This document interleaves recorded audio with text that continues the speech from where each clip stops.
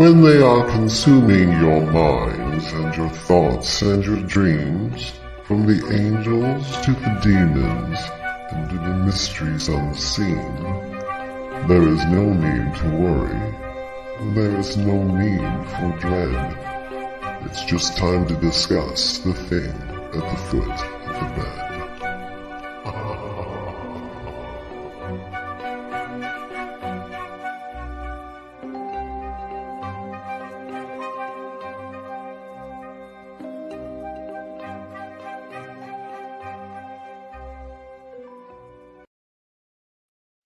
Good evening, and if you're just tuning in, you are listening live to 105.3 out of the Mississippi and 107.7 FM out of the beautiful city of New Orleans, Louisiana, to UFO Paranormal and United Public Radio Network, or otherwise we just like to call it UPRN. And you're listening to The Thing at the Foot of the Bed. I get rid of that.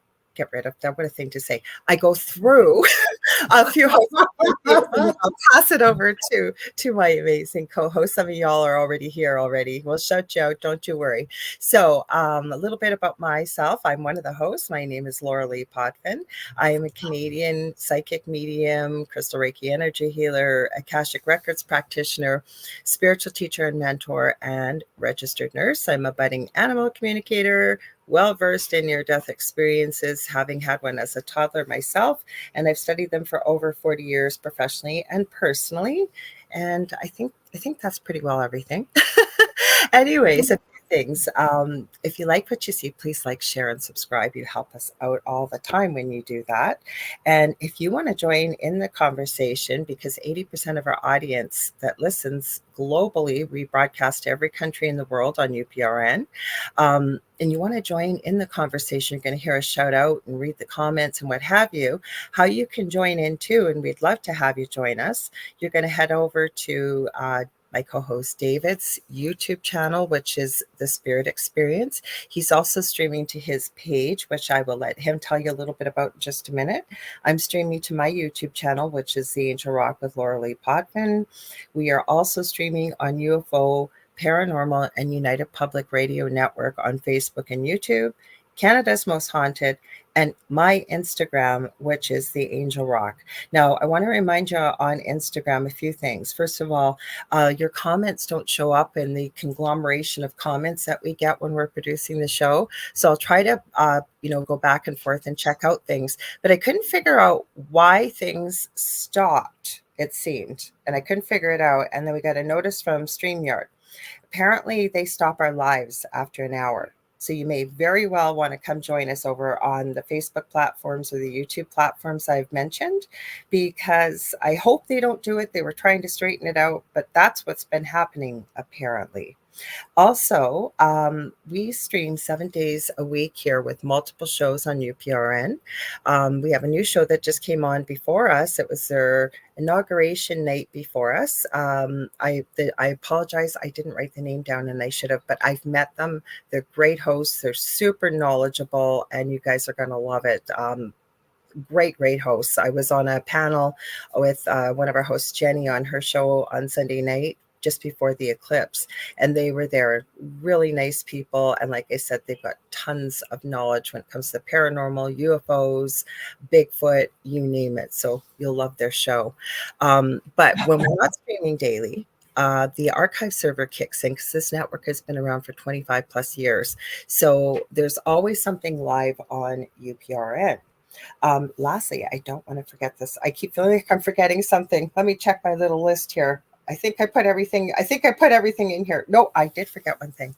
We have a TV channel, which is on Roku. So if you want to watch us on your TV, where you have to go is to the channel store, type in UFO space P as in paranormal. There's a drop down list and we're about the third or fourth one down. You're looking for UFO Paranormal and United Public Radio, and that's us. Many of the shows stream over there, and check it out. And we're always getting new shows on the network. So check it out. We've got great hosts over here, great content. There's something for everybody. Lastly, I don't want to forget, come hang out with us here in Thunder Bay in Northwestern Ontario, Canada. It's where I live. October 4th to the 6th, 2024 for the Lake Superior Paranormal Convention. Tickets are available now. And over half of the VIP Plus, Supernatural and VIP passes are already sold because the tickets are limited. So y'all, you want to get those because what's in store for you there? There's going to be some talks, there's workshops, there's going to be a paranormal investigation, and there's going to be vendors. Guest speakers are going to include Shane Pittman, Jeff Belanger, our own Carrie Lynn Shellhorn, who I see is in the chat there.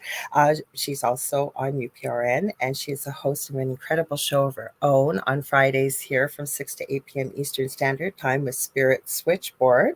And she's going to be giving messages from Spirit on Sunday for a special Spirits and Sweet event. So please check that out on Sundays. You won't be sorry. The Travel Channel's Beyond the Haunting, Chris Rutkowski, and he talks about UFOs and Bigfoot and all kinds of cool things like that. We've got Dee McCauley from Dark History, the Winnipeg Paranormal Group, and so many more, including myself. I'm going to be giving a talk as well, and I am going to have a table there. So I did talk to Mel and Gail Willis. They are the married couple who is putting this together and has done a lot of hard work to make this really, really special. I'm hoping they might be able to figure out how to stream it online. So if you can't make it here, maybe you can buy an online ticket. Once I know if it's available, I will definitely update you guys. So if you want to buy a ticket, check it out at Lake Superior Paracon. Sorry, Dave, over to you finally. That is okay. Hello, everybody. My name is David Hanzel. I'm a spiritual medium. I'm also channel, so on and so forth. And a lot of stuff that Lorilei talked about, including I had near-death experience in 2015. But I am tonight, when she had said, I normally stream this. It's on my YouTube channel, The Spirit Experience, but this is also on my page, and my page is called They Whisper to Me. It's the same name as my website, They Whisper to Me. So that is it. And you know what, Lorilei, just now I remembered. Saturday, I did a live, like a little event class type thing with a friend of mine, India Lee. Yep. And during that, there's probably like 9 or 10 people on at this time. They caught an anomaly in my bedroom on the camera. Ooh.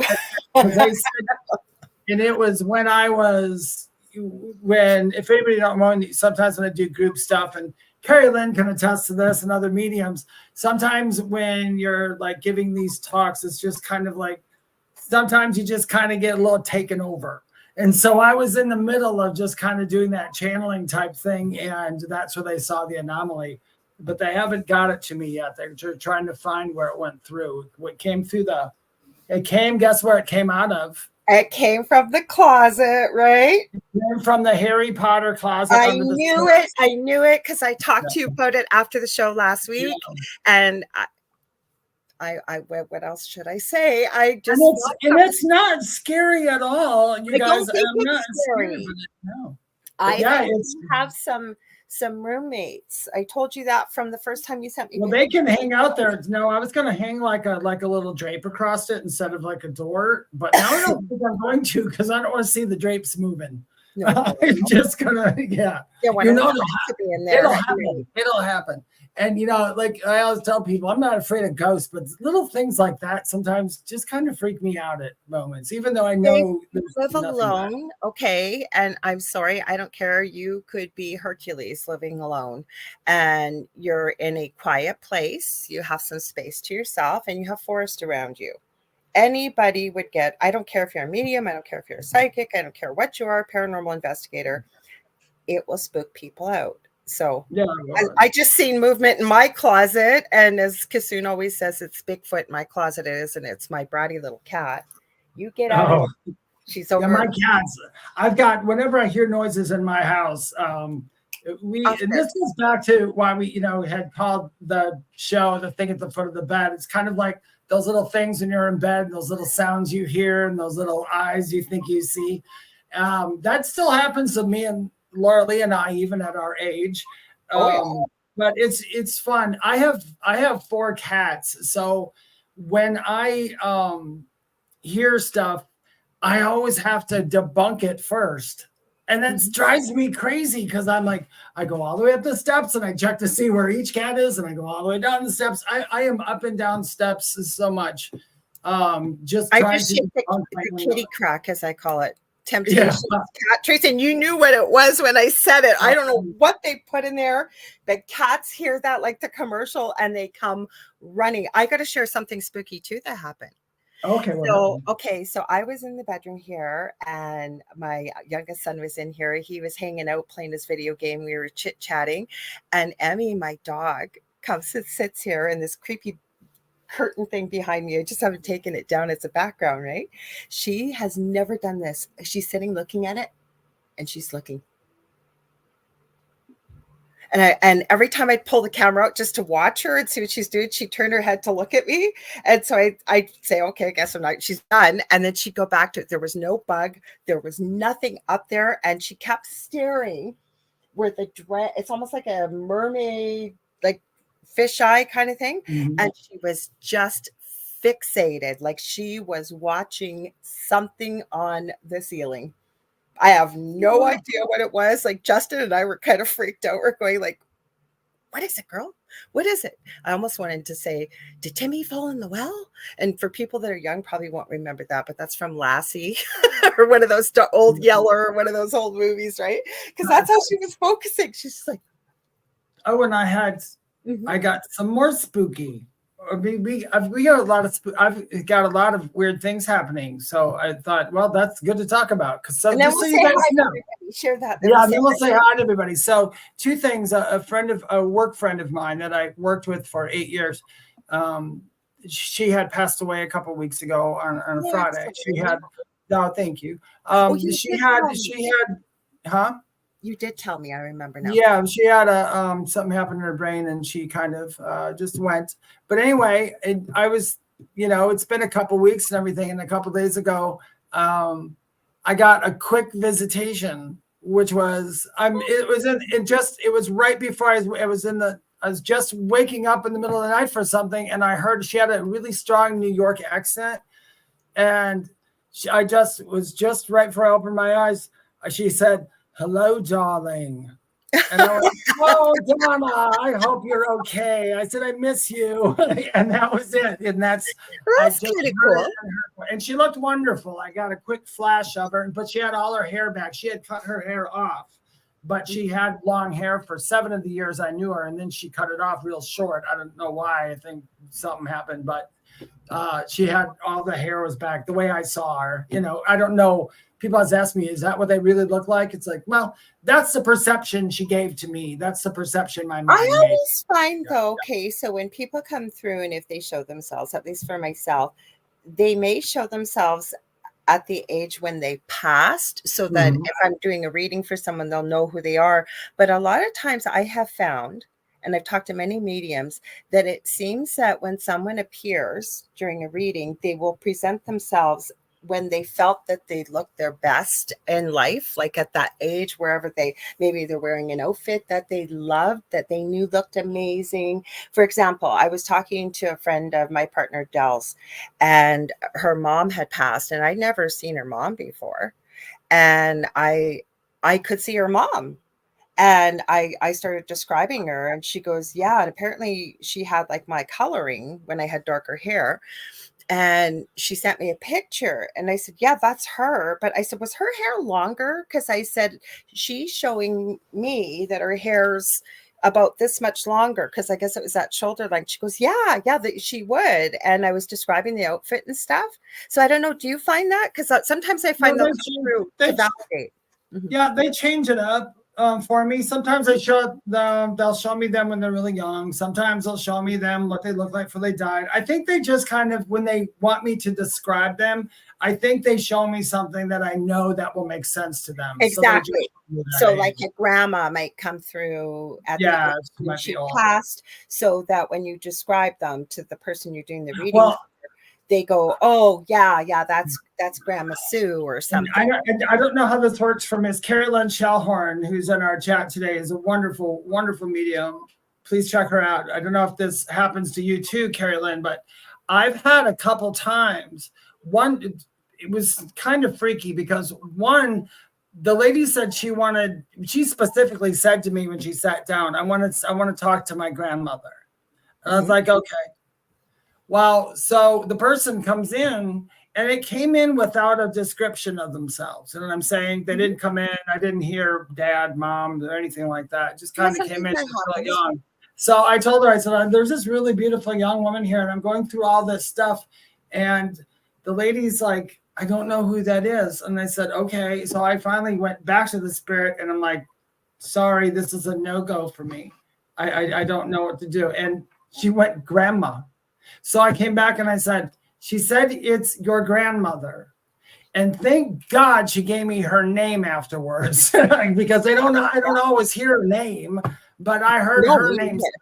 Yeah, some days I do, some days I don't. I don't know why. I don't know what's behind it. Sometimes it's like an address, and I'm like, what? Where did that come from? But some days it's nothing. But anyway, she said grandma, she said her name, and then she described this other stuff and the way she died. I was like, that kind of freaked me out because she came to me young. I had another grandmother come to me too that was very young and said she was grandmother. And I did not believe it until I telling the girl, and she said, oh, because my grandmother died when she was like 28 years old. It would have been her grandmother. So, or something like it. I don't know if it's 28, but something like that. Every reading's unique. Well, let's say hi to everybody. So we got Z-Sun Dragon or Kevin. He got off early from work, he says. So he's here.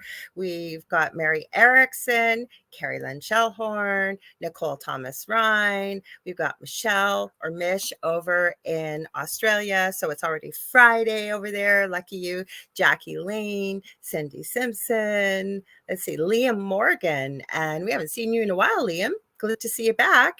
And Howie Odell. Don't forget to check out Howie's Riff Nation Network. He also has the Orion Effect. He's got a great show over there. We've been on there before, so check it out. Let me see if hopefully I'm not missing anybody.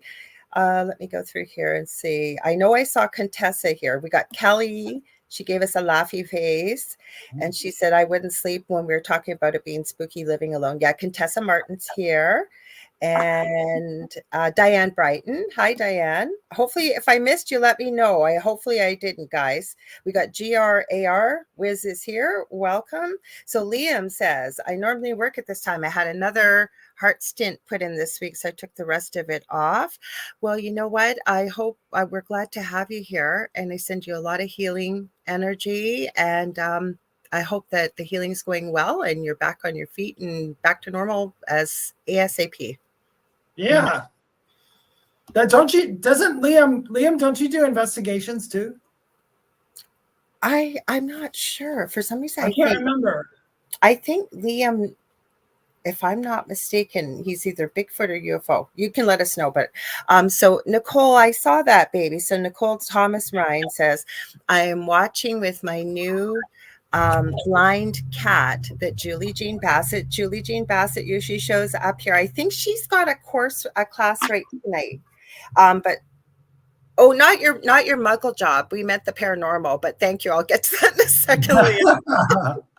No, so I know that Nicole fosters kitties, and she has this beautiful baby that is blind, and Julie was able to help her. So Julie Jean Bassett is a animal communicator. She's amazing. I've taken a course with her, as well as she's helped me with 2 of my animals, and she's an incredible shamanic practitioner, you guys. So check her out. So I was glad she was able to help you, Nicole.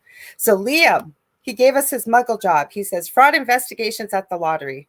He says that's the only investigations I do. No, I meant, but when you've been before, I thought that you had a lot of knowledge about ufology and Bigfoot. Maybe I'm wrong. Yeah, there was something about you. But anyway, I was going to make a joke about you having a heart stint, but yet you were looking in the paranormal stuff, like scary. That's not funny, a heart stint. My goodness. No. That's good that you're taking the time off to get well, and that you came through it well, and that you're able to join us tonight. That's awesome. So I told you before we started that, did Nicole say, or Michelle say something? Because I'm seeing Kevin. Did I miss something here? Oh, she said, woohoo, it's Friday, off to work soon. Oh, Michelle said she really wants to hear from her parents one day. And Kelly. So, you know, Michelle, I'm going to tell you real quickly. I know you want to him through a medium, but in the meantime, the easiest way I found that I've told so many people to do, and it usually works for them all the time, grab a picture of your parents, sit in a chair, take some deep breaths, and look at that picture and just let all the memories flood in. Everything that's positive, just fun memories and laughing. And then give it some time. Eventually, you're going to feel that connection. You'll feel it real strong because they're there whenever you do that. Mm-hmm. And then you can go to a medium later on if you want some kind of validation. But anybody who's listening, you don't need a medium. I mean, you really don't. You can do this yourself. I get why you want a medium, because you want more proof. It's hard to prove it to yourself. And we love that because we love doing it for you. But know that you always have that connection. They're always there.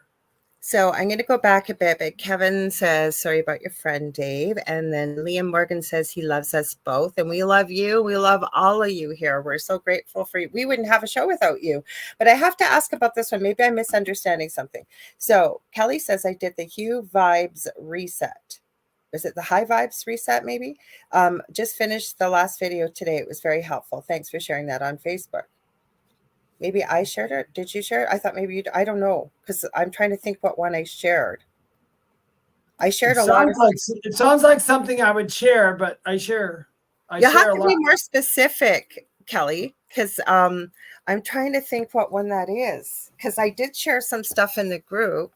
Liam says his late dad visits him quite often, and our loved ones do. Our loved ones do. Like David gave really awesome advice about how to, and we all have intuitive abilities. All of us do.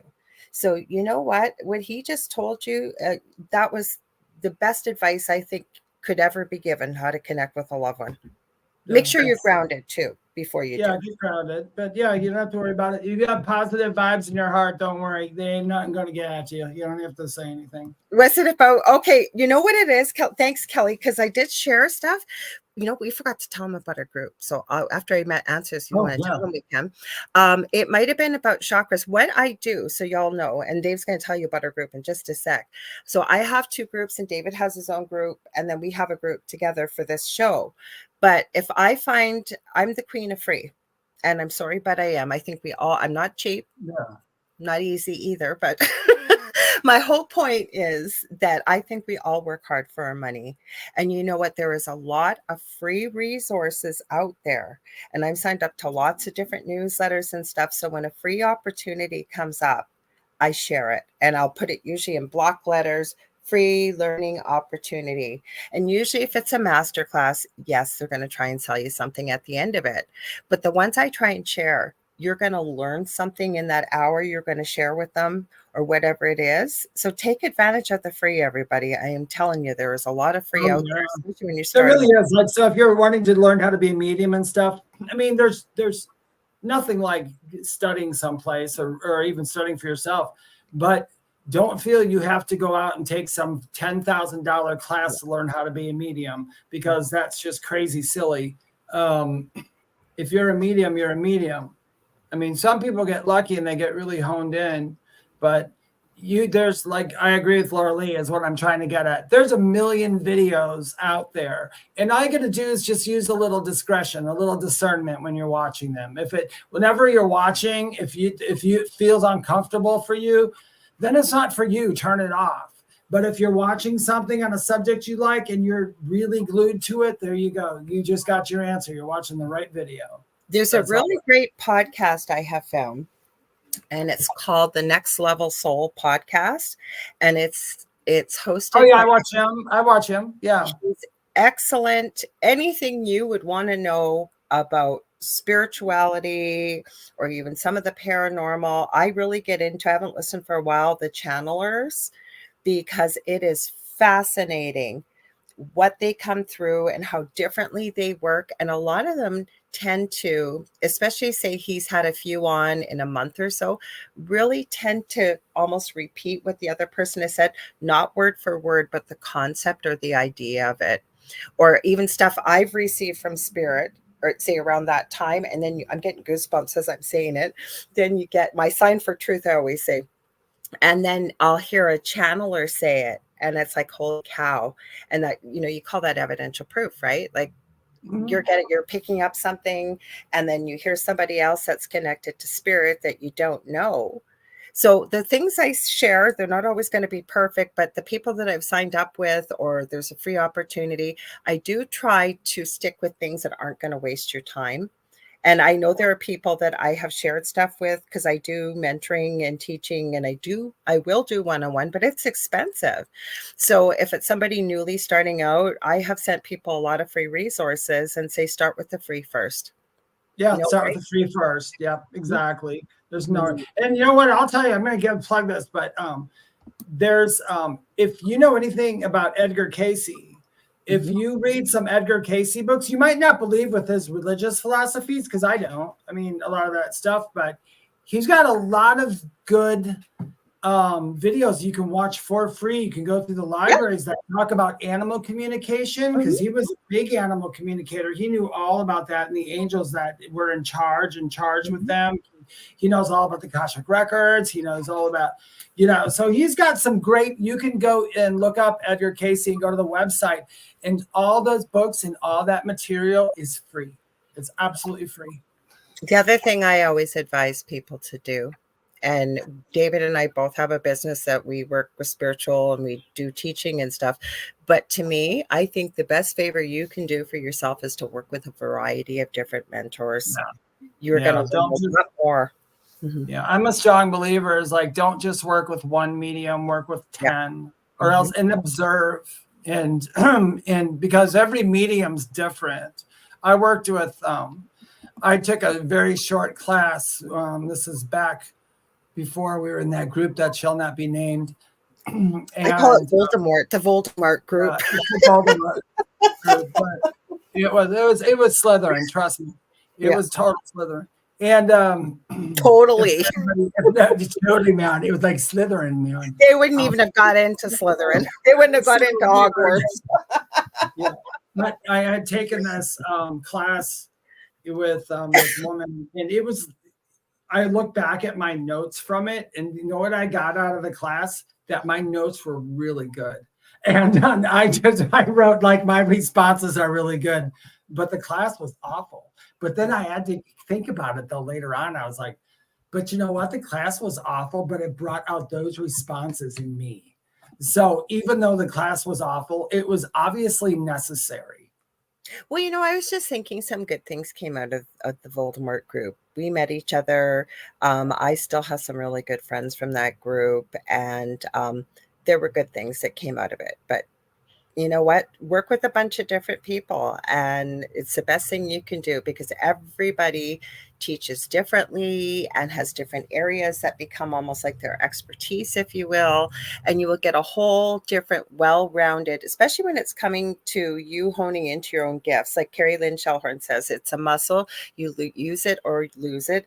It's a lifelong learning journey. That last part is absolutely so, well, all of it's true, Carrie Lynn, but that last part is very true. And I wish more people who are going into mediumship or anything spiritual realizes that it is something that you don't just get it and you're a master of it. I mean, it's like, we're never going to be the master of it. It's like, not that, I mean, we could all come close and be master of what we need, but there's always learning. It's always learning and ever changing. And I love that. You know what, like, even look at ourselves, like from 5 years ago, for example, I can tell you, I don't believe or think the same things that I did 5 years ago. And I agree. It is a lifelong journey. And the other thing is, you grow and you evolve, and spirit will meet you where you're at. So you may not be ready for something, say, or I'll take myself that 5-10 years ago, that where I am now, and I'm going to be in a different place 5 to 10 years from now too. Oh, Nicole said, check at 1.10, saw something over 1 minute 10. What's that? Check out 110. Saw something over David's left shoulder. Yeah, I don't know. We'll have to see. What time is it right now? 7:44. So we're probably about a half hour in. So I'll have to check around the half hour mark. I'm just going to go back because a few people said, like Mary Erickson said, I love Edgar Casey. Yeah. I've been to his place in Virginia. Let's see. Contessa said, and Liam said, I'm cheap and easy. When I said I'm cheap, I'm not cheap and I'm not easy. Contessa says, I find that when I feel something or even see something happen out of the norm, I always say that there is a logical reason for why it happened. But I think that that's where it's important to take a look at what caused it or what you think caused it and debunk it, because it's very important to do that, because we've all run into people who the first little knock they hear, it's a demon, it's a demon. Like, instead of looking logically at what could be causing the noise or what could be causing a variety of things. And Kevin said, a lot of us on here already connect with spirit or are mediums or mediumistic, I guess, tendencies at the very least. You going to say something, Dave? Yeah, Diane Brighton's comment that do you see it? I found spiritualist churches. She said, Diane Brighton says, I found spiritualist churches helped us practices available through mediumship, free classes, etc. That is what I really dig about, like, England, that they have spiritualist churches all over, and you just go, you can sit in medium circles all the time. And that's, I think mediumship, if you can find a mediumship circle, I think that's a really great thing to do. To sit within those, and you learn stuff for nothing. It seems like in the States, if you teach anybody anything, it's like, well, that'll be $5,000, please. You know, like, wow. Yeah, but there's people on Facebook and mainly Facebook, because that's a place where you get groups, but not always. But there are people that have groups that are free that if you resonate. Oh yeah, there are. Yeah. And you're going to have people at different levels that can teach you. But there's nothing like, if you ever been to like a mediumship circle or went to a medium circle, like in person, when you are sitting with these people in this energy, it's absolutely amazing. But we don't have that down here. I would, one day when I'm a real old man, I'm going to bring that back. You know where my people are? My people, most of them are online. Like, my close friends are all online. It's not that I'm being a snob about where I live or anything like that. It's just, when I got divorced, all my friends kind of went their own way. There was no fights, there was no arguments, there was nothing. I'd had them since childhood, most of them. And I ended up starting podcasting years ago and just realized I got the whole world at my fingers. So I met my peeps online. When I listened to this, I moved. This is not a woe is me story. I'm going to tell you how things can happen and change. All the brand new people in my life that I met when I moved to North Carolina in 2009 to 2014 were, you know, I was a big partier and I was doing stand-up and I was doing all kinds of that crap and teaching acting classes and courses and doing all that. Once I got sick and that happened, all those people went away. I don't speak to a one of them. Every last one of them went the other way. That's how you find out who your real friends are, when you go through something I know that. Difficult. Some of them have tried to come back a little bit, and then they find out what I do, because that's part of I kept my life very quiet back then. I only let that part of me. But it's really weird how people do that. So, but you guys, I'm just telling you for this reason. If they were worth having, those friendships and everything. And yeah, they went away and all that, but there's reasons behind it. I needed those people because I learned a lot from those friendships. I learned. Is that where we met, Michelle? I was thinking about this, and it was about a couple months ago. Going, how did I meet Michelle? And yes, we met in paranormal. That's why she said I found Lorilei in a delicious soup. I think she's talking about paranormal soup with Jason Bland. I think that's where we met. And Diane Brighton says, Canada has spiritualist churches. Resume online spiritual churches since 2020. See, and I live in Canada. I didn't even know that. So I'm glad you shared that. Oh, no, you met on Dell's? No, I don't think it was there. No, I think I met you before that. I'm positive I did. Yeah, I'm positive. The delicious recipe, that was my partner's show on here. She says on Dell's show. I don't think so, Mish. I think I met you before that. I'm positive I did. Positive. Maybe I'm wrong. Maybe I'm wrong. Anyways, I have a video queued up. Yay. Play it? Yeah, let's play some scary. Growling, you guys. I haven't eaten today. But I don't feel hungry. But apparently my stomach has decided that it's hungry. So it's not a Bigfoot. It's not a ghost. Sorry, Dave? I said, let's get spooky. Show that up. Let's get spooky. Yes. So if you hear grumbling and growling, it's not anything but my stomach. Okay. All right. So we're going to give credit where credit is due. And I was telling you before the show started, Carrie Lynn Shellhorn shared this with me about an hour and a half before we went live. And it's just kind of 3 creepy things caught on camera. We're just see what y'all think of it. Hang on. Oops, no, I don't want to change my name. Thank you. I want to bring this every time. Add to the stage. I was thinking about this. You know what? If we really wanted to make this full screen, because I know Jonathan Keyworth, who's JK47 Paranormal, he was telling me just hit control and arrow up, and I'm doing that and it's not working. He goes, you have to use your mouse. I don't use a mouse. I think if I upload it in here, just as our show banner plays full, that's how we could make it full screen if we want to. But we're going to try the way I do it now and see how it works. Okay, so these are fast. So I thought this was creepy. So thank you for sending this, Carrie Lynn.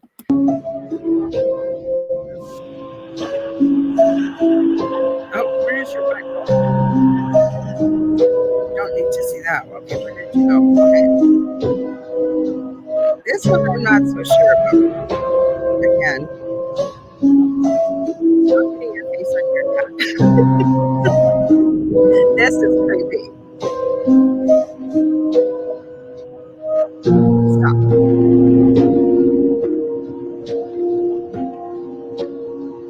He almost looks like he's wearing a mask, eh? It might be hard to see, but since I looked on the computer.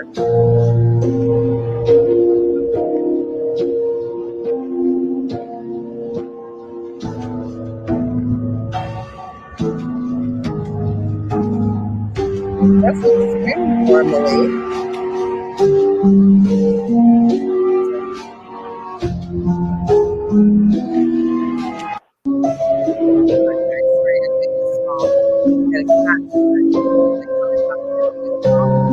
Stop. I don't know why that one's scary, but that's the second one. The second one is I've seen that syndrome before, where the people are born just they're just like a trunk with hands, and they have just a little part of the body on. Yeah, I've seen it too. Yeah, that one in the first one, but the third one, that is what's creepy. I don't know what it is, if it was real or not. I thought the first one was kind of creepy because it looks like a woman, and then she looks like she kind of morphs and then becomes a woman again. Oh, for me, it just looked like a woman running around on all fours. No, yeah, thank you. This is Stevie, and she looks like a kitten, but she's not. She's all of about 2 pounds, and she's 6 years old, and she is such a brat. She wants my crystal right now. That we go through this all the time. No, you cannot have my crystal. Stop. That's why she's here. She wants it. There. Now it's gone. You can't get it. There you go. So she's a little brat, and she's a little peanut, and she's very badly behaved, aren't you? And she's mom's girl. Liam said that. Liam said it gave him goosebumps, and Carrie Lynn said the third one was, and she's got question marks. I agree. And then, yep, Kevin says, LOL, all fours, women acting creepy, LOL. No, if you want, I'll play it again, but she almost she looks like a woman getting, going on all fours. And then as she moves, sorry, I forgot to tell you. I'll tell you in just a sec. I'll just finish my thought here. And then she almost looks like she kind of morphs, gets longer. I can send it to you if you want, Dave. I'm going to post it in our group. We'll post it in the group. Oh, by the way, you guys, she'll post that in the group. On Facebook, we have a Thing at the Foot of the Bed group. It's the Thing at the Foot of the Bed with Lorilei Potvin and David Hanzel.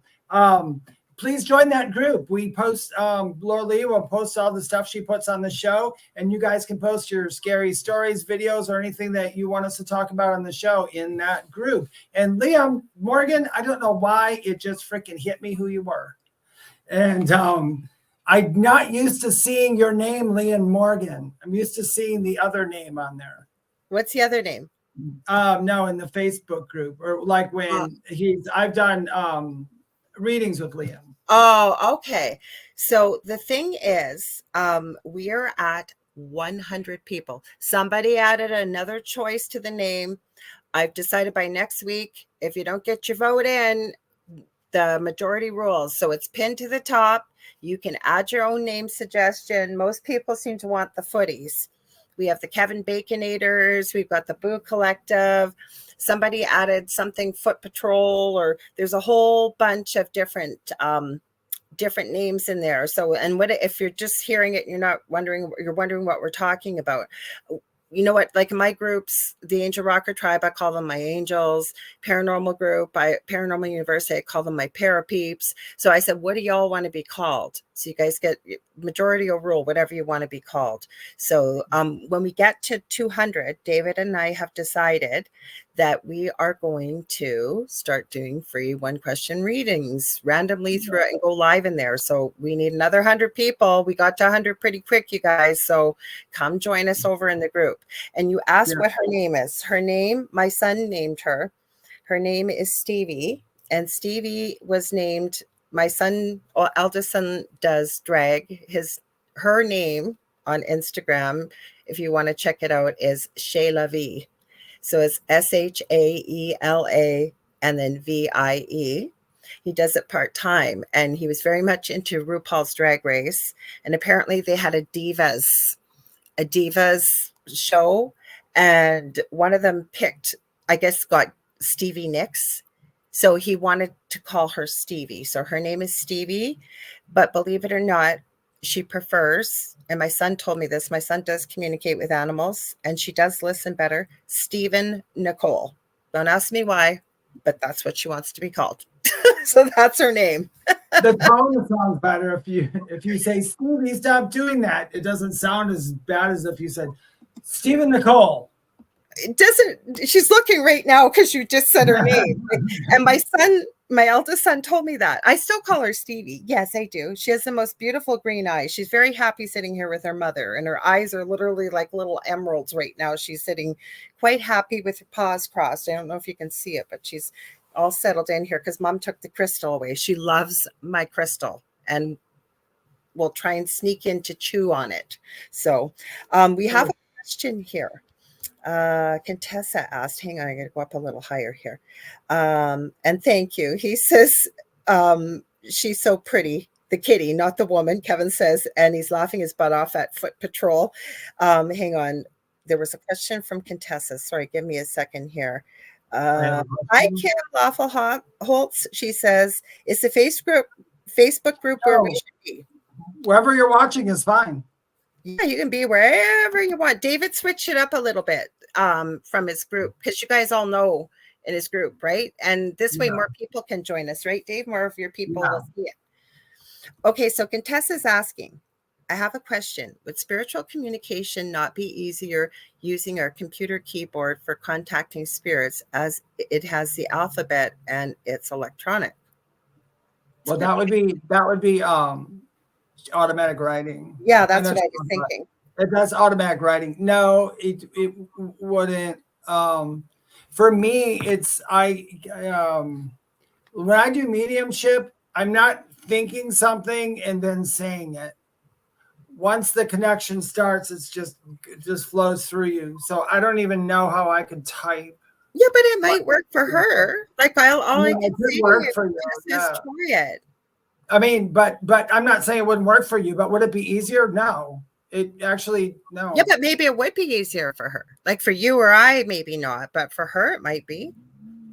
I mean, yeah, maybe you're an anomaly and that might work for contacting spirits, but I don't know what you're saying. If you're saying about for mediumship readings, like to give mediumship readings, I can see how someone could envelop that. If you're talking about, should I use my keyboard to just contact spirits I willy-nilly? know why she's saying it. I know why she's saying it. You know, She's saying it because spirit sometimes can get very tired, but that would be, I think, would be somebody that would be earthbound. And then they do need an energy source. Like when you watch paranormal investigations, you know, they Yeah. may, the batteries will drain, or you'll hear an investigator say, feel free to use our equipment that we've got around to give you more energy. I've heard spirits come through and say, so tired, getting weak, what have you, right? I suppose there's, because I'm not quite sure what you're asking in the question. Okay, well, let me finish though. Yeah. So the thing is, right, when we're connecting with most people and say loved ones, people that are back home, if you will, they're not in the same spiritual space in the way of somebody that's earthbound still. So they're limitless. So they wouldn't need the energy of a keyboard. But you could communicate with spirit with a keyboard, but it's exactly what David said. It would be more like automatic writing. You would open yourself up and basically you would be like, I don't know, like taking doctor's notes, and you know how they used to dictation, and you just type whatever's being said. So it could work. It wouldn't be how we would work, but maybe it would work for you. Sorry, Dave, go ahead. I know you had stuff you wanted to add. Well, it was because just because it said, this is what I was confused about. So I don't want to ever tell anybody how to do a reading. So don't mistake me. I mean, you can do however you want. I mean, if all I know, somebody might be like the best foot mediumship person there was, like they can answer yes or no on their toes or something. But would spiritual communication not be easier using our computer keyboard for contacting spirits? I don't know if you mean for us or for them, because how I see it is technology doesn't count, because spirit could care less about technology, but they use technology because they're just like us, they're energy. I think a lot of people think that spirit is so much different than who we are, and it's not. Yeah, but she's answered it, Dave. She said, I don't use it, but I'm just asking. Like, and I was thinking along that line too. She said, I'm just asking, instead of using a board, the spirit would use a keyboard, using it like a Ouija board. And Jonathan Keyworth said, I can do that. He said, with my toe. I think they're talking about the titles of the group. So, well, I see what you're saying. I guess if that would be how you would choose. If you can get a spirit to type for you, that's great. I mean, I would love to see that too. No, but a Ouija board, spirit doesn't. I mean, Type. spirit doesn't move the the planchette, right? It's coming through. It's energy coming through us. Yeah. Mm-hmm. That's what see, you just said something that I believe as well. That's my thing too. And a lot of people don't believe me. When you said the energy comes through us, they don't move the planchette. The energy comes through us to get us to move the planchette. A lot of people think that the spirit's putting their hand on the planchette and moving it around. But I think but a lot of people, they see movies, so they see, oh, the planchette's moving all over and by itself and all that. Like that. So I have seen that. I'm the same way. I've seen the planchette move without the people. I was just gonna say, I have seen a planchette move on a Ouija board. I just seen it burnt from being on a Ouija board. I swear to you, on my children's heads, not on fire, but scorched. And it was left on a table. This house had some crazy activity. So anything's possible. Like Kevin's asking, automatic typing. Like, I don't think, I see her thought process here, and I see why you were asking. I think it was a good question. And I'm not going to say no, because just because it might not be how I do it, and I know you don't use it, but I could see where your thought process is coming from. Yeah. And I will also tell you, I have seen spirit use call people, text people through a phone. So they could communicate through a computer, as far as I'm concerned.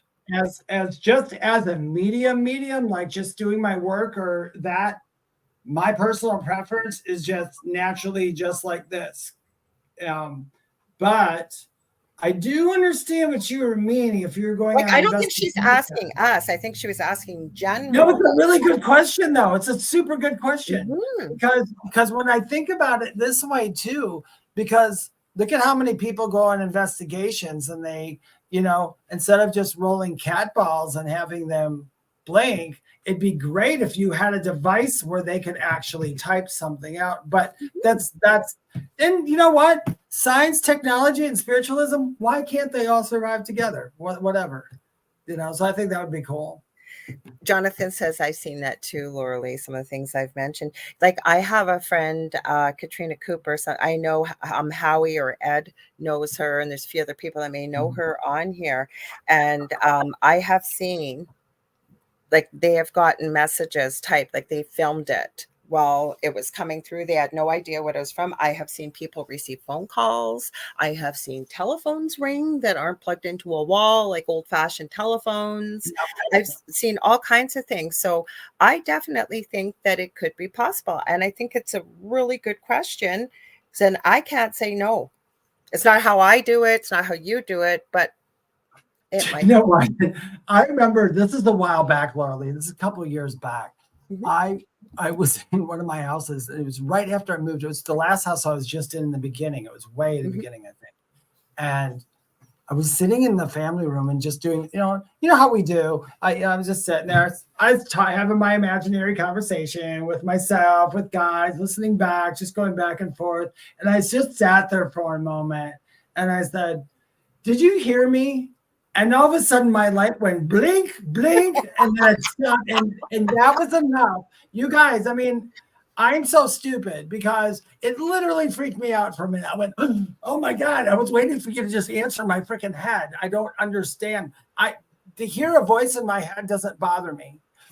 To have them like do a light, that catches me off guard every time. Catches me off guard. But I'll never, it was funny. It scared me, but not like in a. Well, for sure. You're not expecting it, right? Yeah, you're having a conversation. Yeah. But I'll never forget that. I was sitting there for a long time having this imaginary conversation back and forth. And I don't know what made me go, did you hear me? Because I was waiting for my answer back. And all of a sudden the light blink. My ass got up off that couch and I went and checked that light bulb. I went and checked everything to make sure it was like, all right. Mm-hmm. So Liam says, go ahead, Dave. Sorry. No, I was going to say the light bulb was fine. Liam Morgan says, sometimes when I'm interacting with my guides and angels, the speed of the fan in the room will start vacillating. Absolutely. You guys showing up here. Jonathan Keyworth, I was just talking about you, maybe 10 minutes ago. All good. And Julie Jean Bassett is here. Hi, Lorilei, David, and everyone. Julie Jean Bassett, we were talking about you because Nicole Thomas Ryan was telling us that the little kitty that is blind that is sitting on her lap, and it was the kitty that you helped with. So we gave you a shout out too. So Kim Lawful, I hope I say that right, Lawful Holtz. I wish I could see a paranormal thing. I'm somewhat of a skeptic. Careful what you ask for. Oh, please. Yeah, I'll tell you, Kim, I'll be totally honest with you. This, for me, is just how the world works. By saying, drop the I wish I could see something paranormal, because you're fully capable of seeing something paranormal just like everybody else. If you work it into your experience, if you let it into your experience, you will eventually. It's just how it goes. If I've never... The fact that this is in our wheelhouse, like me and Lorilei, and Jonathan Keyworth and Carrie Lynn and Julie, I mean, this is something we're working with every day. So it's going to work itself into our, visual, I think. We're just going to get it. So I think you can see a paranormal thing whenever you want. Oh, well, I'm going to add something. And Z Sun Dragon or Kevin says, meow, LOL. Didn't you just hear me say, really? That is Miss Stevie singing the song of her people to add her 2 cents worth to our conversation, because she's got to be the center of attention. She's a little diva. She's named after, I wouldn't consider Stevie Nicks a diva, but they made her a diva on RuPaul's Drag Race, and that's what she's named for. So there you go. Let's see. I'm going up here. Hang on. So with the paranormal, that's it. Okay. So you can, and I'm really feeling, Kim, that you have seen paranormal things. It's just, you've just said no. Like what Dave just said to you about thinking with the conversation he was having in his head, did you hear me? And then the light starts flashing. 99.9999% of people who don't believe in the paranormal or anything else are going to say that's a coincidence. And sometimes a flashing light bulb is just a flashing light bulb at the right time. But if you start to pay attention, like David said, and let it into your experience, you can see it. And it doesn't have to be 3 a.m. It's always 3 a.m. somewhere in the world, I say. Yeah. And the other You thing never is, have to do in the dark. yeah, and a lot of activity happens in the daytime. But life is busier. It's light out. We don't pay as close attention to when all is quiet and it's dark and we hear every noise. It sounds like it's been magnified by a speaker. And I'm telling you, there's lots of things that happen. And I mean, go to a museum. Sometimes going to a museum, or if you got places around that you go on a haunted or a paranormal tour or something, check it out, because it doesn't mean you're going to get activity. I have seen people go to some of the most notoriously active places and nothing happens. So it's just, it is what it is. But I keep feeling, and I would never tell you you've had an experience, but it just feels intuitively like you have, but you've been logical about it. And, Yeah, and that's understandable. I think a little bit of skepticism is healthy. It keeps you from I do falling too. Absolutely. anything, you know. And like with like numbers and times, I agree with Lorilei. It's 3 a.m. somewhere. But like we say, like in my experience, how my experiences goes, 3 a.m., if I'm anywhere or awake at 3 a.m., I swear there's going to be something weird happening. It's just, but now I expect it. So maybe I'm always awake at 3 a.m. Yeah, and I'm rarely awake at 3 unless someone wakes me up. I didn't even go to bed. I didn't even go to bed, I swear to God, till 5:45 this morning. And I think I was up, I was working on things. And then my kid gets up at anywhere from 7 to 9. He slept in a little bit. And so I was up, but I'm used to going on a couple hours sleep. Sometimes when I say I go to bed early, that's usually around 1 or 2 a.m. So I'm up anyways. And then I can't sleep long. So, but maybe that's why, I don't know. I don't have a lot of stuff that goes on, or I'm aware of it when it does. But and like Liam said, don't try to make things happen. Just let it happen. And Julie said, be open. So Kim answered this. She goes, maybe. I asked for cardinals, colors, numbers, etc. I'll get those, but nothing weird. So you have to define weird. And do you really want weird? Because I'm telling you, it is super creepy to have something weird. And the other thing I always teach my students is, like I'll say, and I asked these questions years ago myself too, but when am I going to see spirit? When am I going to see this? When am I going to hear this? When am I whatever? And I had a mentor say this to me, and I've never forgotten it. And the thing is, are you really prepared to experience what you want, how you define weird? Like if somebody really wants to see spirit, especially if you've got somebody that's earthbound. I know people, I haven't had that experience myself, but I know people that are mediums that say somebody's been in a horrific car crash or died very suddenly and hasn't realized they've passed yet.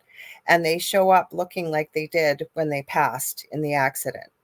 Or if you're sitting in your room and all of a sudden you've seen a spiritual form in front of you show up and you're all alone, are you really going to be able to handle that? So you got to realize too, maybe you're just, your guides know that maybe, because spirit, I think, always meets you where you're at. The paranormal, maybe not necessarily, but when you're open to it and you're saying nothing weird has happened, maybe your guides are kind of protecting you. Because you got to think about that. If that really did happen in front of you, you really heard a voice outside your ear, or you really seen a physical form in front of you, all of a sudden, how would you really react? Even though we think we might be open to it, these are things we have to ask ourselves. Yeah, and you got to remember this too. I mean, this isn't the exact percentage, but I'll tell you, 90% probably at least of all the crap you watch on TV, all the YouTube videos, all this and that are not typical of the experience. That there is, I'll tell you, there's a good 10% of people who have been through and saw some strange stuff. Hello. But there's a lot, but there's 90% of the people who just repost those stuff for views, or that's the way that they get people to watch them or talk to them because I have something spooky. Who knows? I'm not saying everybody's like that, but you know what? I agree with Lorilei. You got to think about what you're really asking for. Because I'll tell you, I saw a couple things in my life that sometimes when I look back, I'm like, did I really need to experience that? Because that wasn't very good. But I mean, I'm sure it was. But for the most part, that's why I tell people, I don't get a lot of scary at all. I don't get a lot of scary stuff at all. I mean, I do. And I never wanted it ever. Ever. I can honestly tell you this. Years ago when I started this, okay, I'd already, before I met my current partner, I've been with for 15 going on 16 years around that time. And we were just friends before we even got together. And all of a sudden I realized that he knew a lot of the stuff that I was sort of learning. I'd already taken my certified angel card reading course and all this other stuff, right? Like really positive, high vibe type stuff. And I remember saying to him, like it was yesterday, the only reason I'm doing angel cards is because they're nothing but love and light and positivity. Mm-hmm. And he said to me, Laura, if you're going to be doing this kind of work, you need to know the dark as well as the light so that you know the difference. And you know what? He was right. I didn't want any of this dark stuff. I still don't like to see the dark stuff. I can handle it much better now, but I probably built it into my experience in this lifetime. I got to say I must have, because it finds me. And, I mean, if you want something to touch you, or like yeah, I highlighted, you said maybe something spooky or see or hear things. Nicole Thomas Ryan mentioned you could always go to a military field or a fort, or go to a museum. Go to a museum, or if you've got a place around your city, most people do, that has a fair amount of activity, check it out with, I bring someone with you, but I am telling you to have something grab you or scratch you or pinch you or whatever.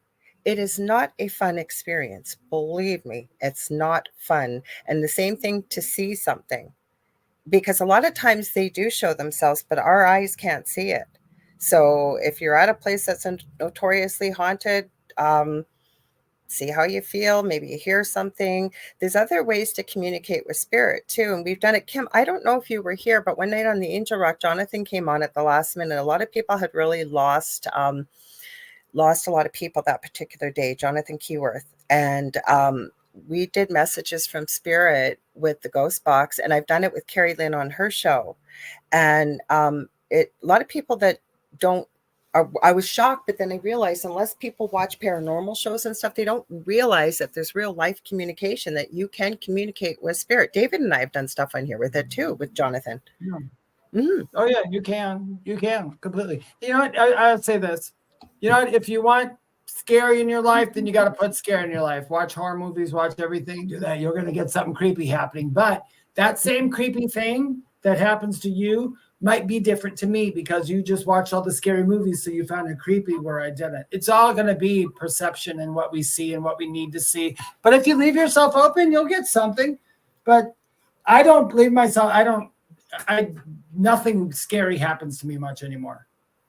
I have had some freaky stuff happen. Do I freak out and scream and yell? No, because I know how to handle it. I shared with you guys, was it 6 weeks ago? No, stop, please. The cat is singing, by the way. Anyways, somebody sent us something, and it was irrefutable by the last thing that had happened. So did I freak out? No, I just went through the whole house. I did my cleansing routine. I did the whole thing. I had somebody I work with do a double check-in just to make sure, like, it's my space. I live here. And it doesn't hurt to have somebody objective come in and take a peek. And the thing is, okay, so like Kim, like you said, I'll get to that in a sec. So Diane said, fear attracts negative spirits sometimes. Well, it can, but like I wasn't in a fearful space when what happened to me in my previous home happened. I wasn't looking for that experience. It had to have been built in by me before I came into this lifetime. Dave and I have talked about it on the show before, because I know if it hadn't happened, I wouldn't be doing what I'm doing now. So like attracts like energy. So yes, if you're in a constant place of fear, anger, depression, anybody, and I'm not saying you, I'm saying global you, anybody out there, people that use alcohol and drugs, it tends to be sort of leave an opening for something more negative to come in. So it could happen. Kevin says Stevie agrees. Yeah, it So could. do you want to to know read it too. Kim's comment? Yeah. Kim had wrote, I've went to a cemetery at dusk and also an old theater that's supposed to be haunted, got nothing. I'm going to quick respond. I'm going to let Lorilei do. I have to ask you this. Did you spend 10, 12 hours in the house? Did you spend 10, 12 hours in the cemetery? Because a lot of times, see, when the people who watch like a YouTube thing, they're not watching it. There's some that do it in real time, but investigations take a very long time. And sometimes the evidence is so subtle. And some of these guys in these paranormal groups are so amazing. They can sit there with headphones on and listen to every sound for 8 hours. How they do it, I do not know. And every camera, frame by frame. So yeah, if you'd have to, if you truly want to do an investigation of something, it can't really be like 2 hours. And I mean, now I'm not saying that you can't go into a house and not have a bunch of stuff happen in 2 hours. I guess that could be. Yeah, it can happen. But for the most part, when investigating, yeah, you'd have to ask yourself that. So you don't want to, and then two, just because those places have a certain name behind them doesn't mean there's activity, because I tell somebody, no matter where you step on this earth, at some point something has died there. You know, you're walking on hundreds of thousands of years of bones at some point. You know, every house that had a family has activity in it, whether the family's there or not, because something's strong. We leave behind imprints all the time. Yeah, I don't have patience either. I'm the medium. I can go sit with them, but it's a little more fun for me because I'm hearing crap in my head. And then people that are listening, let's just back that up for a sec. So Kim said, good Lord, I have no patience for 8 hours. Yeah, that's true. And 8 hours, it's hard to be quiet for 8 hours too. Okay, but here's an option for you, but I would set your parameters and make sure before you go into a place, if you really want to experience something, I would make sure I'm grounded, make sure that I set my parameters going in there, but you can think it, you adding your voice adds to it. You can say, I'm open to somebody touching me, as long as if they're positive or however you want to word it, you can say I'm open to it, because you're letting them know, David, we've talked about this before, that you get permission. You communicating with spirit, going on an investigation, and, you know, them being open to, they know that if people come in there, they want something crazy and weird to happen. And some spirits are jokesters, earthbound, and will comply, give you what you're asking for. Mm-hmm. Yeah, it's all worked into your experience, so it's okay. I like Michelle Plummer said, I call it a McHaunting if it happened right away. I like that. That's awesome. Look at that. That was quick. I got my fries and a boo. Yeah, and a boo. So it like I said, it can happen. But I had this conversation with somebody that was a paranormal investigator, and all the years they were doing it, they've never been touched. And they were going to the Sally house. And I had a conversation with them this was a few years back. And I said, be very careful what you ask for. I said, you're going to a very notoriously haunted, negative space. Now, I told them this too. I said, I've seen people go in there and nothing happened. But you were going in there with the intention that you want something crazy to happen, because you've never had it happen. I said, be careful what you ask for. Okay, because if you're dealing with something that's earthbound or from a negative space, okay, and it's not always negative when you go to a haunted place, even if you hear that it's notoriously haunted, because a lot of times the story gets misconstrued. And David has talked about that before as well in some of his investigations. But the thing is, if you do go to a place like that and you are open to it and you do attract something that's negative, and this is what I told my friend that I had this conversation with. I said, you'd be very careful what you, I know what they had said at first. They said, why don't you say what's negatively going down? And they were doing it from a place of love. They were saying, send whatever that is and I'll just kick its butt. And then got into the conversation about how they never experience anything and they're going to the Sally house. And I said, be very careful with that. Because if you do deal with something negative, and they're not behind every corner like Mr. Tight T-shirt wearing gentleman from Las Vegas likes to show you. It's not all that common, but it can happen. And you have to be careful because they don't listen to you. They don't have to, especially if you're earthbound. They have free will. And the thing is, right, they're not going to because what this person was trying to say was send them to me and I'll take care of them. Well, you're not going to take care of them because you can't see it, first of all. And second of all, it doesn't go after things that you can control. And what it feeds off of, somebody had said fear, yes, sadness, depression, misery, anything like that, it feeds off that. That's a food source for it, to simplify it. So it's going to do things to keep you in that state. So and I speak from experience. So it goes after things like your finances, your health. It goes after your children. It goes after your pets. It goes after things that will hurt you. And again, that does not happen very often. And I'm speaking from my personal experience and what I have seen. I'm not saying it happens to everybody. I'm sharing what happened with us. And I can tell you, my friend, very sadly, and is it related to what happened? I can't say that, but I'll tell you, they had a lot of health problems after going to that place.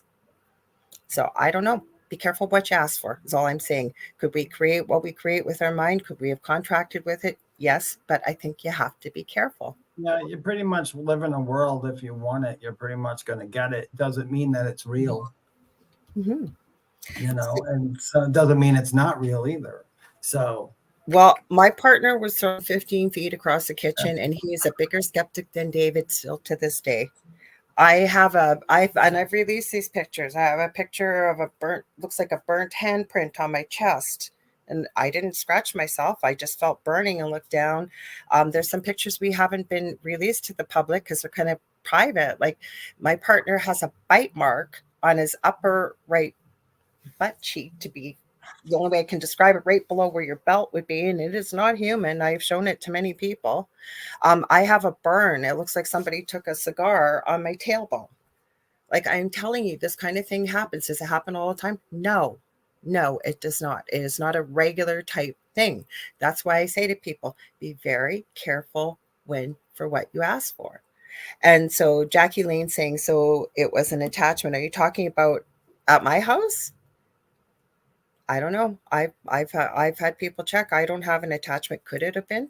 I don't know. I don't know how it started, why it was there. I've worked in a dangerous part of the city when I was a community visiting nurse in palliative care, where there was a lot of murder, there was drug use, there was a lot of depression, a lot of sadness, a lot of poverty. And did somebody have an attachment? And when I went home, they followed me home? I don't know. Maybe it happened because, like Dave and I have talked about that on the show and off air, maybe it happened because I built it into my experience. Or it needed to happen, yeah. Well, I wouldn't be doing what I'm doing right now if I hadn't experienced what I experienced. I always say this, as long as you survive every experience you went through and you're sitting right here doing something, it really doesn't matter what. All right. Yeah, it doesn't. But there's reasons why things do happen. I mean, we have stuff happen to us that we wish we're like, that was kind of scary. I really don't want any more of that. But when, like I said, when you go back and you realize, oh, maybe that had to be there for whatever reason, and it's okay because I'm safe. I'm safe now. I guess sometimes, sometimes do we ever ask ourselves, aren't we really always safe? It's just where our mind is at that moment that makes us. No, nuts. I think you could be physically unsafe in certain situations. I think you could be. But I don't mean it in that sense. I mean in the whole scheme of things. Even if you're physically hurt, at some point when you leave this place, you go right back to who you were, and this was nothing solid that happened.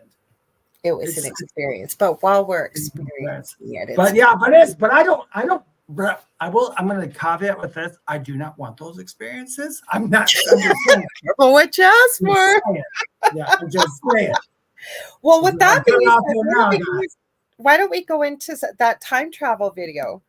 Yeah, let's do time travel. I believe time travel exists. We don't have enough time to play this video, the one I'd love to play.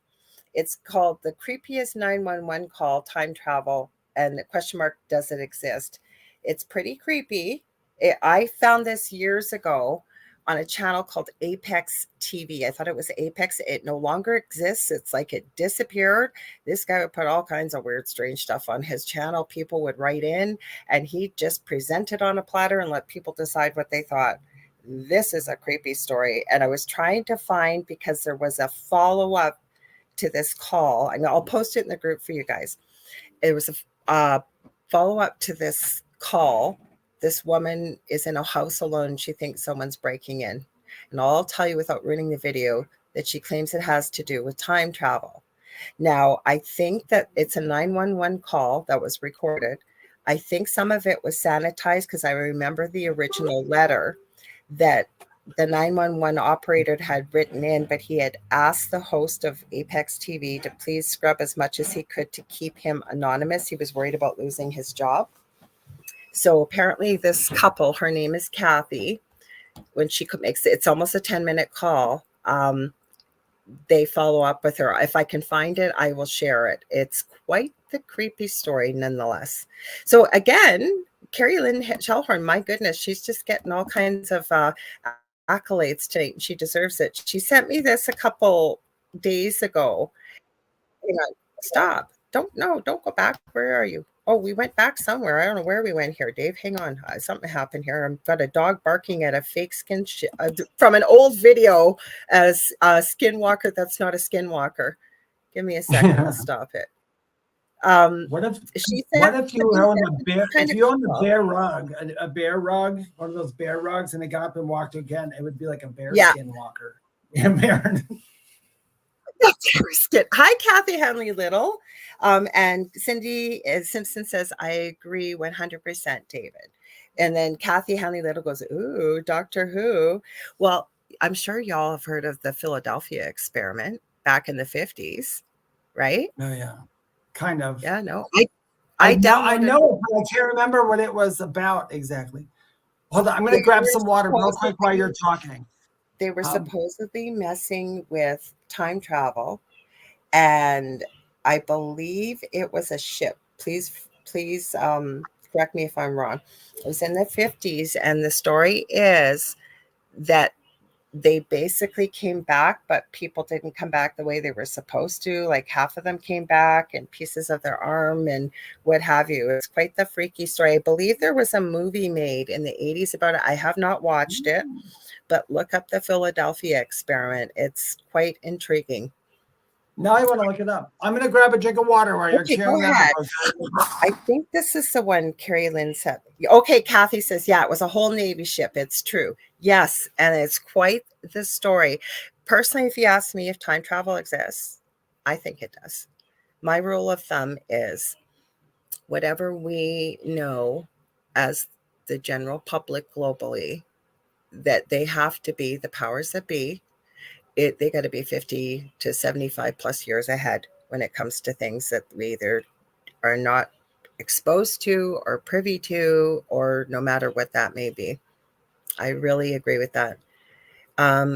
Has anyone watched the series The Way Home 2 seasons so far? I haven't. I'd like to watch it. Kevin, if you can, please share that in the group for people, the name of that. And Liam Morgan says the Philadelphia experiment is a good movie also. Well, maybe I'll have to watch that, because I'm missing out the Philadelphia experiment with that Tom Hanks movie. So they're all saying it's no, that was the movie with Tom Hanks with Philadelphia. This is the Philadelphia experiment. Okay, so Kathy said it was a Navy ship. I knew it was a ship. Liam says it's a Navy ship, and they're all saying the movie was excellent, the Philadelphia experiment. Julie Jean Bassett, completely separate from the Bermuda Triangle. We actually, they think, have a mini Bermuda Triangle in Lake Superior. There's quite a few strange things that have happened. And it's not just Canada, it's the US too, because we share the Great Lakes. And Canadian artist I never liked, and may he rest in peace, Gordon Lightfoot, with the Legend of the Edmund Fitzgerald. He kind of refers to some ships that got lost out there. And then Kevin's going to share about the series. He goes, "Will do." Lori says it's about time travel. And Julie Jean Bassett goes, "I mixed it up with the Tom Hanks movie too." Me too. Did you not? I'm sitting there going, wasn't that a whole nother topic? Wasn't that I love that movie, Philadelphia. That was an excellent I didn't movie. see that movie either. Oh my gosh, David, you have to see that movie. You know what? And just so everybody knows, I've never watched Scarface. I've never saw all these movies that everybody's seen. I've never saw Rocky. I've never saw. I didn't see the Titanic. I didn't like some of those movies. I'm like, I don't care. I'm telling you, Philadelphia, like Tom Hanks really did make some good movies in that time period between Forrest Gump and then Castaway and then Philadelphia. And he, you know what it was? And I remember working as a nurse during that time when HIV and AIDS came out, and working in end stage. I mean, I had an area of my city. My city's not huge. It's 100,000 people, maybe give or take. I had 7 end stage AIDS patients I would go in and do IV therapy on and stuff in my area.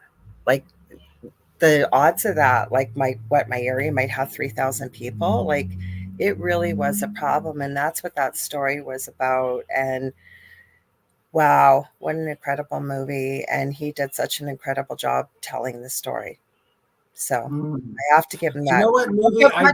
But I'll give him that. There was a movie that I watched, and it wasn't really that popular, but it was called with Robin Williams, called Bicentennial Man.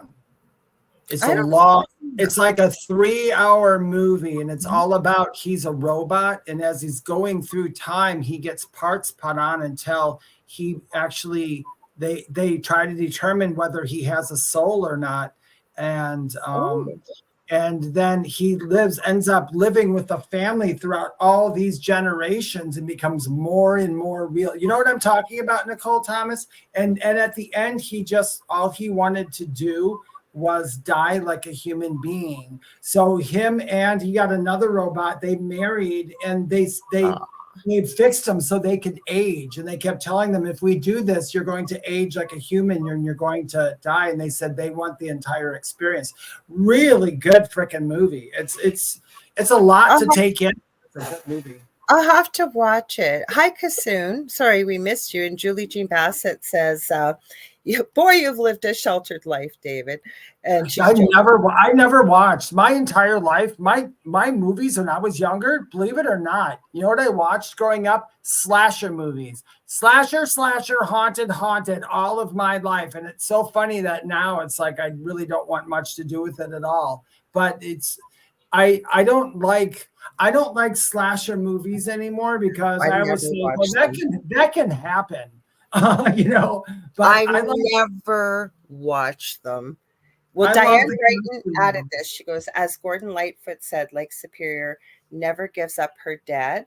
And I knew you were going to add something, but I want to afterwards reference this comment from Kassoon, because I wanted to mention something. Go ahead. Sorry, I knew you were going to add something else. No, you're right. Okay. Oh, hi, Michelle Wilfong. Welcome. Okay, so Kassoon, I got to make that bigger. So hang on, I got to go up to your comment. So he says, Al Bellick and Duncan Cameron time traveled to the 80s in that incident. So are you talking about the Philadelphia experiment?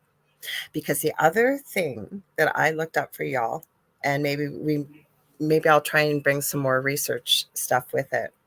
There is a piece of equipment out there called a time resonator machine.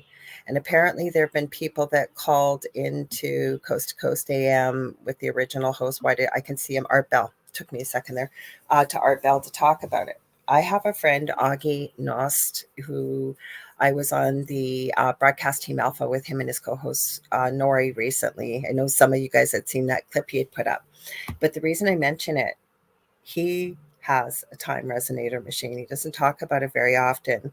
And I wish to God I had some of my my copies of my previous, like my show, The Angel Rock, which was Monday through Friday on a previous network years ago, because he was on the same network and we did some shows about it and he talked about it. There's a video of him on YouTube.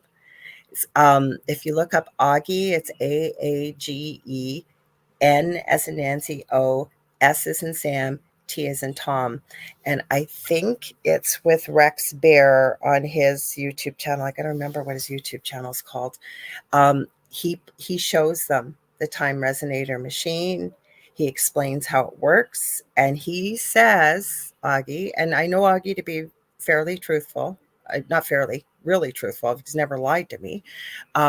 He says he used it to go 6 months into the future with a newspaper and stuff. It may sound crazy, but he also told some stories of other people who had used it incorrectly and had not been trained with it.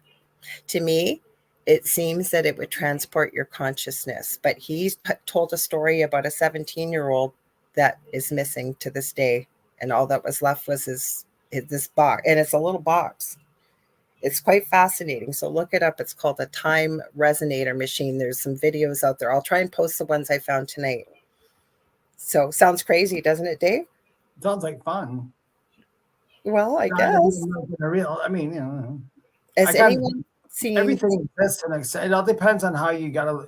If I think for me, time travel and stuff like that only works from a human point of view, but that's not saying, and I'm not by no means says it can't happen. I mean, but it's in our view could happen because of the fact, because our body would be going with us in that, wouldn't it?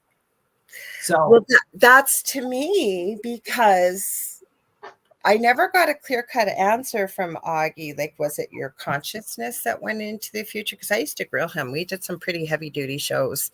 Like, we talked about Jesus and Mary, and he had been to that part of the world and seen a lot of the documents, and he had the Council of Nicaea records. He had gotten access to them, and so we did quite a show about that, and we did some interesting shows, and we didn't work together. I just had him on my show to talk about some of these topics. With time travel, though, the reason I haven't really done the big delve into time travel, because one theory has stopped me so far until I figure out, because of the fact that there's multiple timelines. When you go into the future, what future are you going into? So somebody could say, I'm from the future. When we go into the future, this is what's going to happen. We're like, on what, my timeline? Like where I'm going now, or a timeline as a whole, or a timeline separately? And then you can cause paradoxes depending on exactly. I downloaded a few clips like that. I'll share the one Carrie Lynn sent. It was interesting. I mean, it's really quite interesting. I love it. I've done some shows on, not so much on this network. Leanne Clark's been on here too with Debbie A. Anderson. Leanne and I actually connected years ago in the Voldemort group. Never mind, we loved crystals and Akashic records, but we love to talk about things like portals and timelines and time, dimensions and what have you. And the future computer that's coming up is the quantum computer. And as far as I have been able to see, I haven't dug deep into it recently. They don't really know what it's connecting to, the quantum computer. That is a whole rabbit hole to go down to look at that. And then time travel, what most people say is, and I agree with everything you've just said, David. Okay, but to go in the future is much easier than to go back, because what timeline are you going to end up in? And there's a whole bunch of stuff. So Contessa says, I'll add that before I play this clip. There is a movie called Frequency with Dennis Quaid. An old radio helps a man contact his father who had died in the past. It's a freaky concept, and she said she enjoyed it a lot. Liam Morgan said, sorry? Yeah, there's an old, did you ever see that? I'm not prepared for that question. There is a whole documentary on a gentleman who has an old time radio, and I don't know what it's in, but people come from all over to go in there, and it's not hooked up to anything. And the people, it's like when he sits with it, for some reason, all these voices start coming in and start Was that identifying. from the skull experiment? Because I know they had a radio. I think they talked about it, but no, this is a man. It's like a real old radio or something. They're like, they don't. Yeah, I think it's in Russia. Is it in Russia or in? It might be. I don't know. I It's thought one he of was those Italian. Poland, though. Yeah, but if you look up soul phone, they are working on an actual soul phone. There's a website for it. Again, Augie was the one that told me about it. It's called the soul phone, and they're trying to develop something very similar to what you're talking about, so people can connect with their loved ones on the other side. And it's called I don't think it'll happen. That's my I heard about that. My psychic thing says that's not ever going to happen. Maybe in our lifetimes it's not going to happen. But I think it's the soul phone. I don't think it is. It's going to be like AI. It's going to be so misconstrued, and people are going to screw with it and mess it up so much. It's never going to be something that's reputable. Well, I'm having an opinion. I don't think it's a bad thing. I mean, I think it'd be great if that happened. All I say is never say never, right? Well, I will say on that one, never. Okay. I have my reasons, but that's my opinion. That's my opinion. That's your opinion. So we'll have to see. Anything's possible is what I say. And we switch timelines all the time, right? So maybe there is a timeline, because I did run into a clip. I don't know if I uploaded it. There's a timeline where it happens, but we don't know if it's a good outcome on that timeline. But the thing I was going to say, they were talking about, I think it was in the 1800s, maybe early 1900s, this Norwegian father and his son were out ice fishing, and they noticed this hole with water. And apparently they went through the hole and followed it and walked and walked and walked and ended up, apparently, sounds crazy, I'm not saying it's true, somewhere in the center of the earth. They were at the North Pole. They went to the top of the North Pole and down, and they discovered another civilization. They were human, and they said that they were there from the time of Egypt. They had been around when I think it was even before that, when the Israelites, I think, left. And I know people from Egypt are not in Israel. But anyways, long story short, he was explaining all this. If I remember, I watched so much stuff today, but they stayed for 2 years, and these people spoke Sanskrit, I believe, and they were very much more well advanced than we were. They lived up anywhere upwards of 800 to 1,000 years. They claimed the reason why they were able to stop illness, and on top of that, they said the reason why they lived so long is because there was no wars. Now, I don't know if I agree with that or not. I know that wars aren't good, but it was very fascinating. I would have to dig a lot deeper into this, but it was a clip, and it was interesting to hear about. Okay, yeah. I love all that interesting stuff. Whether it's true or not, I always say it expands your mind somehow. I'm open to everything, unless it's absolutely beyond, like, you look at this and go, there's no way.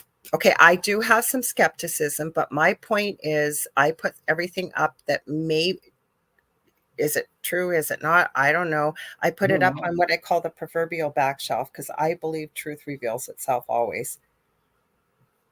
So Kasoon says, also the Vatican is said to possess a device called a chronovisor. I have heard of that, which can take photographs of past life events like the crucifixion.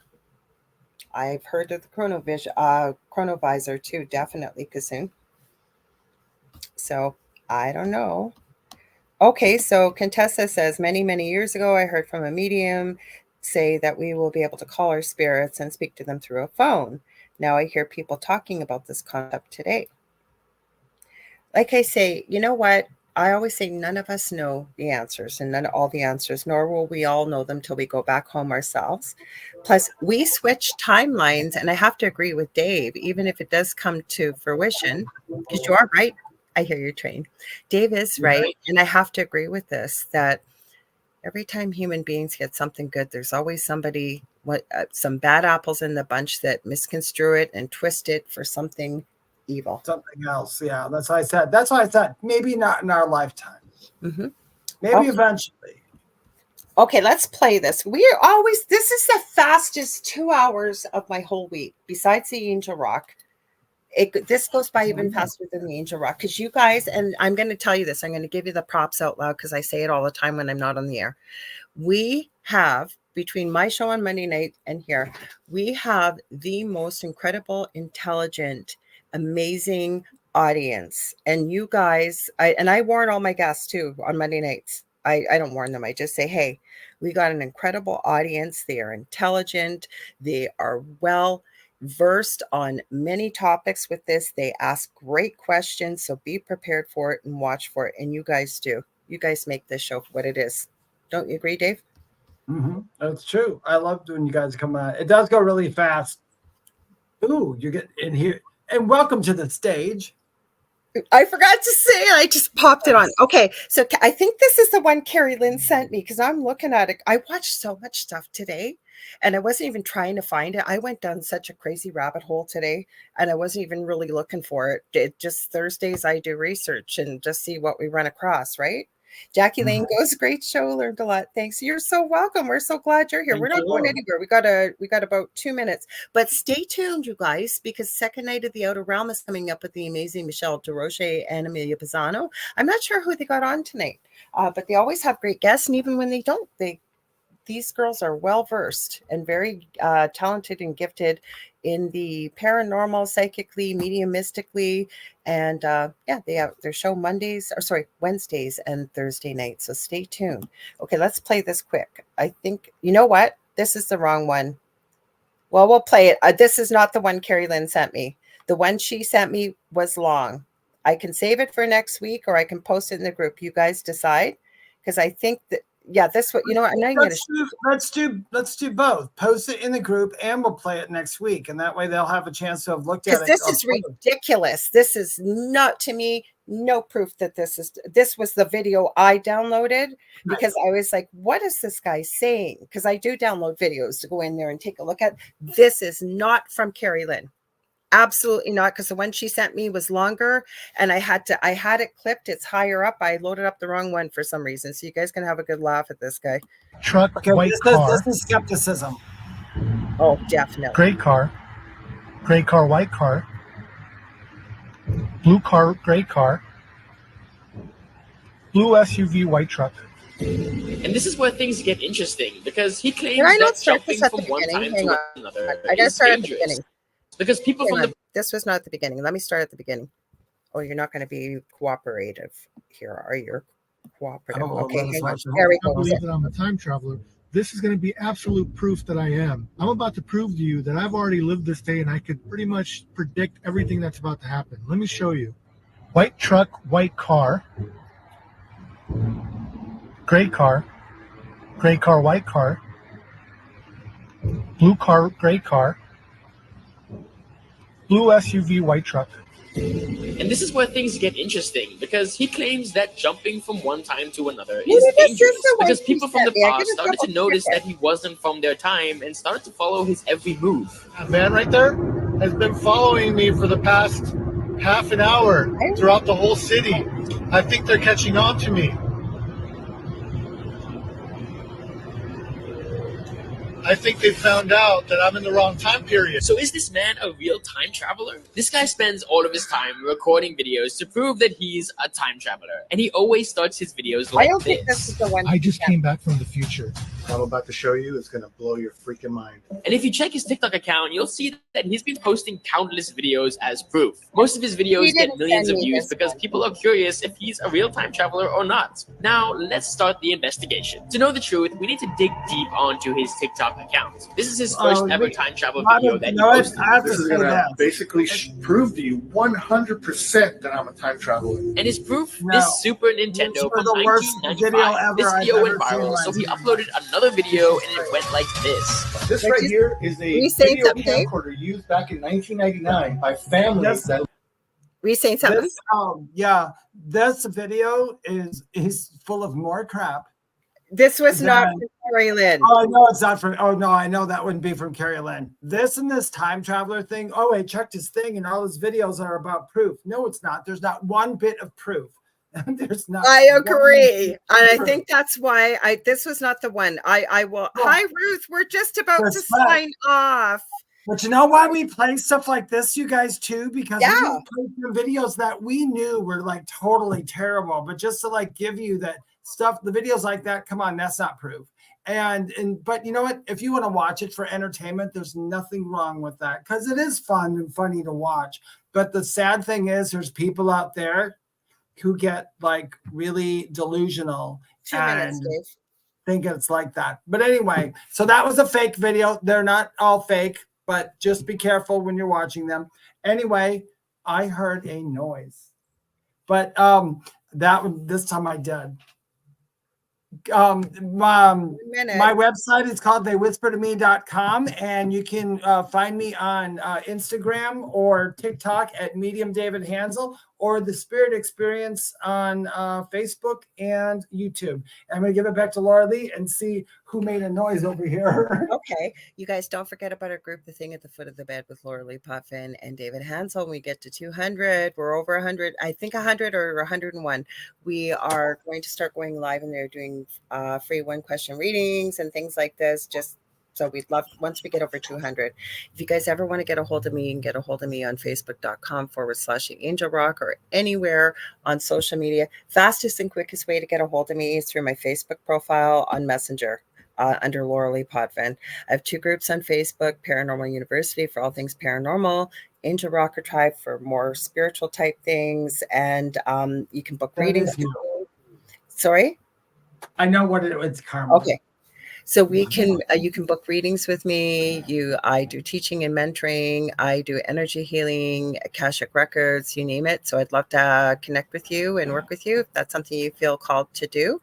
Also, don't forget the Angel Rock on Monday nights, 6 to 8 p.m. Eastern Standard Time. I believe Stephen Chong is coming on from Australia. He was on before. You guys wanted him back, and I think he has another new book out, and he's an amazing guest. So be sure to join me. Cool. Anyways, Dave, you ready?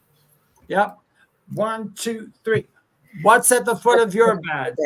It was close. It wasn't close. We can never tell. Somebody's got to let us hear a recording. I was going to say stay spooky. That's why I hesitated. Anyways, we love you all, guys. We'll see you next week. Same time, same space. Okay? And stay spooky. Love ya.